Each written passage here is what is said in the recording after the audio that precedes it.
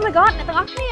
មករយៈនេះឃើញថា influencer ក្នុងប្រទេសខ្មែរប្រើប្រាស់សេវាកម្មរបស់ក្រុមហ៊ុន DSB គឺច្រើនខ្លាំងមែនទែនហើយមួយវិញទៀតពួកគាត់បានចែករំលែកនៅបទពិសោធន៍នៃការប្រើប្រាស់សេវាកម្មរបស់ក្រុមហ៊ុន DSB ក៏ច្រើនដែរតោះអញ្ចឹងមកដឹងពីមូលហេតុខ្លះៗទាំងអស់គ្នាហេតុផលទី1នោះគឺថា promotion ពិសេសគឺ promotion 50% ដែលមានន័យថាអ្នកទាំងអស់គ្នាមានលុយតែ 50% នៃថ្លៃអីវ៉ាន់សរុបក៏អាចបញ្ជាទិញអីវ៉ាន់ជាង60លានមុខពីប្រទេសចិនមកបានដែរឧទាហរណ៍ថាបើសិនជាអីវ៉ាន់របស់អ្នកទាំងអស់គ្នាអស់$10អញ្ចឹងអ្នកទាំងអស់គ្នាបង់មុនតែ$5បានហើយចាំពេលអីវ៉ាន់មកដល់ចាំបង់$5ទៀតសម្រាប់បង្គ្រប់ចំណែកឯហេតុផលទី2វិញគឺការដឹកជញ្ជូនចំពោះតម្លៃដឹកជញ្ជូនពីប្រទេសចិនមកប្រទេសខ្មែរគឺធូរថ្លៃខ្លាំងមែនទែនតម្លៃត្រឹមតែ$2000រៀលក្នុងមួយកញ្ចប់ទូប៉ុណ្ណោះហើយចំពោះការដឹកជញ្ជូនវិញគឺរយៈពេលត្រឹមតែ7ថ្ងៃទៅ9ថ្ងៃឯអីវ៉ាន់នឹងមកដល់រីឯហេតុផលទី3វិញគឺការធានារ៉ាប់រងខ្ពស់ខ្លាំងមែនទែនមិនថាអីវ៉ាន់របស់អ្នកទាំងអស់គ្នាបែកបាក់ខុសពណ៌ខុសទំហំឬមានបញ្ហាផ្សេងៗអីទេក្រុមហ៊ុននឹងធានាសងអ្នកទាំងអស់គ្នាវិញ100%តែម្ដងហើយចំណុចទី4អ្វីដែលពិសេសជាងគេអ្នកទាំងអស់គ្នាដឹងអត់ថាឥឡូវហ្នឹងក្រុមហ៊ុន DSB គឺមានការ free ដឹកជញ្ជូននៅក្នុងស្រុកអញ្ចឹងអ្នកទាំងអស់គ្នាគឺថាចំណេញបុកចំណេញហ្មងប្រសិនបើអ្នកទាំងអស់គ្នារវល់មិនចាំបាច់មកបើកអីវ៉ាន់នៅតាមសាខាទៀតទេគ្រាន់តែចុចស្នើការដឹកជញ្ជូននៅក្នុង app DSB តែមួយប៉ក់ទៅ